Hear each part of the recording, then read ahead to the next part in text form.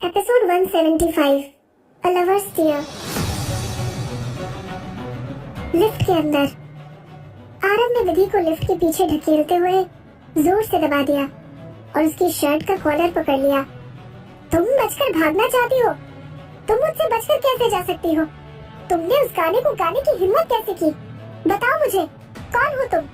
Who the hell are you? विधि गिड़गिड़ा रही थी, मुझे जाने दो। आरव की सांस सीधे उसके चेहरे पर पड़ रही थी और इसकी वजह से वो बुरी तरह से डर गई थी। आरव, मुझे जाने दो। मैं वेवे डांस से विदुषी शर्मा हूँ। मैं वेवे डांस की आर्टिस्ट हूँ। मुझे अभी के अभी जाने दो। वो उससे दूर होने के लिए स्ट्रगल करती रही और लिफ्ट का दरवाजा खोलने की कोशिश में आगे बढ़ी, लेकिन आरव ने उसे और भी जोर से धक्का देकर वहीं दबा दिया। तभी एकदम से लाइट्स ऑफ हो गई और लिफ्ट में अंधेरा छा गया। उसके कुछ देर बाद अचानक से लिफ्ट हिलना शुरू हो गई और फ्री होकर काफी तेजी से नीचे की तरफ गिरने लगी। अचानक बैलेंस बिगड़ने से विधि जोर से चीख पड़ी, लेकिन उसी वक्त उसने ऐसा फील किया जैसे किसी ने उसे अपनी बाहों में खींच लिया हो और वो उसे प्रोटेक्ट करने के लिए अपने शरीर और हाथों का इस्तेमाल कर रहा हो। लिफ्ट काफी तेजी से नीचे की तरफ गिरती जा रही थी और ये फ्री फॉल की वजह से कभी भी नीचे गिरकर क्रैश हो सकती थी। क्या वो यहाँ पर मरने वाली थी? रीबर्थ के बाद अब तक उसे सिर्फ 2 साल ही तो हुए थे और अब वो उसके साथ यहाँ पर मरने वाली थी। उसके अंदर उदासी, खालीपन और निराशा भर गई थी। उसने अपनी आंखें बंद कर ली थी और अपनी मौत का इंतजार करने लगी। इस बार हवा के बहने की आवाज भी नहीं आ रही थी, बस उसके दिल की धड़कन की आवाज ही एक ऐसी आवाज थी जो उसे सुनाई दे रही थी, एकदम तेज और बिल्कुल साफ। जोर की आवाज के साथ ऐसा लगा जैसे लिफ्ट जमीन से टकरा चुकी थी। लिफ्ट के जमीन पर क्रैश होने की वजह से उसे काफी तेज झटका महसूस हुआ था। लिफ्ट में अंधेरा बना हुआ था। उस पल उसने महसूस किया जैसे कि वो ऑलरेडी मर चुकी थी, लेकिन फिर भी वो अपने शरीर में हो रहे दर्द को महसूस कर पा रही थी। उसे लग रहा था जैसे उसके शरीर की सभी हड्डियां बिखरने वाली हो और उसकी सारी नसें फटने वाली हो। फिर भी वो अब तक जिंदा थी। समय काफी धीरे चल रहा था, लेकिन आखिर में विधि उस झटके के शॉक से बाहर आ गई। उसने अपने शरीर को हिलाने की कोशिश की, लेकिन उसने महसूस किया जैसे कि किसी ने उसे कसकर अपने गले से लगा रखा हो। आरव, आखिर उसने उसे जाने नहीं दिया। आप ठीक तो है ना?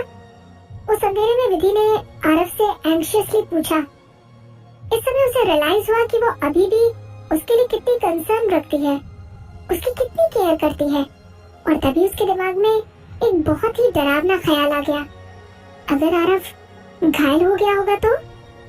नहीं, उसे बिल्कुल ठीक ठाक होना चाहिए। वो तो हमेशा से काफी स्ट्रॉन्ग और दबंग था। उसके साथ कुछ भी गलत कैसे हो सकता है? क्या आप ठीक है? कुछ तो बोलिए। विधि की आवाज में बेचैनी साफ झलक रही थी। विधि उसकी बाहों से बाहर निकलने के लिए स्ट्रगल करती रही, लेकिन कोई फायदा नहीं हुआ। वो लगातार उसे आवाज दे रही थी, आरव, क्या आपको चोट लगी है?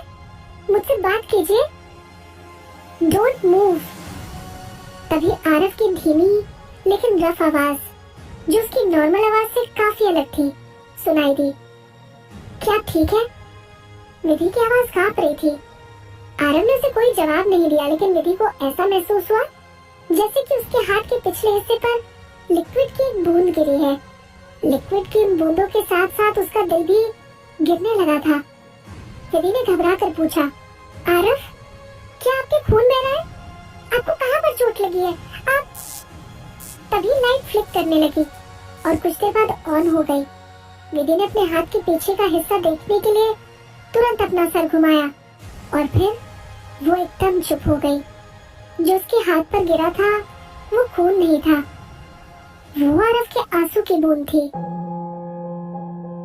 12 साल की उम्र से 28 साल की होने तक उसने आरव को फॉलो किया था। फिर वो उसी के साथ बाहर आई और मर गई। इवन जब से उसका रिबर्थ हुआ है, तब से लेकर अब तक आरव ने कई बार उसका पीछा किया था। विधि ने सोचा था कि इतने सालों में उसने आरव की पर्सनालिटी के कई साइड्स देखे हैं। उसका दबंग होना, उसका अच्छा और बुरा होना, उसकी खुशी और नाराजगी, उसका कॉन्फिडेंस और जेंटलनेस और उसका राक्षसी रूप भी। फिर भी एक ऐसा साइड था जो उसने आज से पहले कभी नहीं देखा था। उसने आरव को पहले कभी भी रोते हुए नहीं देखा था, एक बार भी नहीं। उस आंसू को देखकर उसे ऐसा महसूस हुआ जैसे कि उसके दिल में किसी ने सीमेंट भर दिया हो, जिससे उसके सीने में जलन होने लगी है और वो बड़ी मुश्किल से सांस ले पा रही थी। आरव, आप रो क्यों रहे हो? क्या अभी कभी अंधेरे में छुपकर रोते हैं जहाँ आपको कोई नहीं देख सकता है? विधि का भी दिल दर्द से धड़कने लगा था। अगर आज वो एक आंसू उसके हाथ पर नहीं गिरता तो शायद वो ये बात कभी भी नहीं जान पाती कि आरव भी एक इमोशनल इंसान है। वो भगवान या शैतान नहीं था, वो भी एक इंसान था, एक ऐसा इंसान जिसे दुख भी होता था। विधि उससे पूछना चाहती थी, आरव, आप इतनी तकलीफ में क्यों हो? आखिर किसके लिए? वो जरा भी नहीं हिली, बस उसी तरह उसकी बाहों में पड़ी रही, एकदम हैरान और पूरी तरह से कंफ्यूज्ड। इतने सालों में उसने कभी भी आरव को तकलीफ में नहीं देखा था और वो ये भी नहीं जानती थी कि जब वो दुखी होगा तो वो खुद भी उतना ही दुखी फील करेगी। सबकॉन्शियसली विधि ने अपने हाथों को फैलाया। वो उसे कंसोल करने के लिए उसे अपने गले से लगाना चाहती थी, लेकिन जैसे ही उसकी उंगलियां आरव के शर्ट के कोने से छू गई, तभी अचानक कुछ सोचकर उसने खुद को रोक लिया। फिर उसकी हिम्मत ही नहीं हुई, जैसा कि उसने पहले भी किया था। अपने सारे इमोशंस को रोकते हुए उसे गले लगाने की उसने कभी भी हिम्मत नहीं की। अतीत से ही उनके बीच में एक बहुत बड़ा फासला था, प्यार और नफरत का, जो जिंदगी और मौत से भरा हुआ। विधि की उंगलियां आरव की शर्ट के किनारे को सहलाती रहीं। विधि बहुत केयरफुल होकर उसकी जेंटलनेस और अफेक्शन महसूस करने की कोशिश करती रही। उसने 1 इंच भी आगे बढ़ने की हिम्मत नहीं की। उसे डर था कि आरव को रियलाइज हो जाएगा और उस बात से भी डरती थी कि कहीं वो खुद अपना कंट्रोल खोकर अपने इमोशंस को एक्सपोज ना कर दे। भगवान ही जाने ऐसा कब तक होता रहा। अचानक बिना किसी वार्निंग के लिफ्ट का दरवाजा एक आवाज के साथ खुल गया। दरवाजे के बाहर हंगामा हुआ था। लिफ्ट ठीक करने वाले इंजीनियर्स में से एक ने कहा, बी केयरफुल, लिफ्ट की खराबी अभी भी पूरी तरह से ठीक नहीं हुई है। दरवाजे के सामने बहुत केयरफुल रहो, डोंट बी केयरलेस। क्या अंदर सब ठीक है? उसने जोर से आवाज लगाकर पूछा। फिर कहा, लकीली सेफ्टी मैकेनिज्म ने लिफ्ट को फर्स्ट फ्लोर पर ही पकड़ लिया। अगर लिफ्ट बेसमेंट कार पार्क में जाकर जमीन पर गिरती तो डेफिनेटली वो लोग जिंदा नहीं बचते। लिफ्ट के बाहर खड़े लोगों में से एक ने कहा, फालतू बकवास मत करो, टाइम म्यूजिक के मिस्टर कपूर भी लिफ्ट के अंदर ही है। जहाँ से आवाजें आ रही थी उस तरफ देखने के लिए विनी ने अपना सर उठाया। उसने देखा कि लिफ्ट की लैंडिंग स्पेस को टाइम म्यूजिक और बेबी डांस के लोगों ने घेर रखा था और कई सारे जाने अनजाने चेहरों के साथ साथ वहाँ पर ब्रॉडकास्ट स्टेशन का स्टाफ भी मौजूद था। वो लोग काफी गहराई से डिस्कशन कर रहे थे और लिफ्ट शाफ्ट के अंदर झांककर देखने की कोशिश कर रहे थे। फिर अचानक से आवाजें बंद हो गई और सभी के चेहरे पर एक शॉक का एक्सप्रेशन दिखाई देने लगा। Oh my God! किसी ने धीमी आवाज में कहा। अगर मैं गलत नहीं हूँ तो क्या वो बेबी डांस की मिस विदुषी शर्मा नहीं है और वो टाइम म्यूजिक से मिस्टर कपूर नहीं है? लेकिन वो दोनों ऐसे क्यों? वो दोनों एक दूसरे को इस तरह से हक क्यों कर रहे हैं? बस तभी विधि ने रियलाइज किया कि वो अभी भी आरव की बाहों में ही है और पल भर के लिए वो खुद भी शॉक हो गई। वो एक आर्टिस्ट थी और आरव इंडस्ट्री की एक बहुत बड़ी पर्सनालिटी था। उसके गले लगने की ये न्यूज तो ग्राउंड ब्रेकिंग न्यूज बनने वाली थी। वो रिपोर्टर्स को ऑलरेडी अपने कैमरे के साथ शटर और फ्लैश क्लिक करते हुए इधर उधर भागते हुए सुन सकती थी। तस्वीरें लेना बंद करो, बेबी डांस के स्टाफ ने रिपोर्टर के कैमरे को ब्लॉक करते हुए कहा।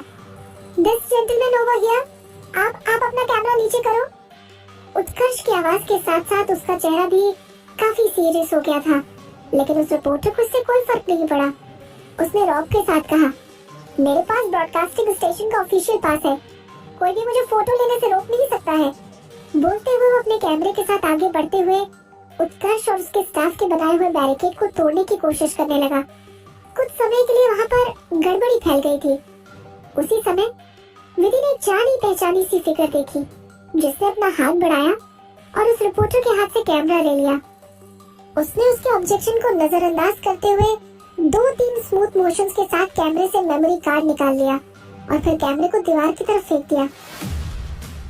उसने उस कैमरे को एक बार फिर से उठाया और उसे अपनी सारी ताकत के साथ एक बार फिर से जमीन पर फेंक दिया। कैमरा टूटकर बिखर गया और उसके टुकड़े सभी तरफ छिटक गए।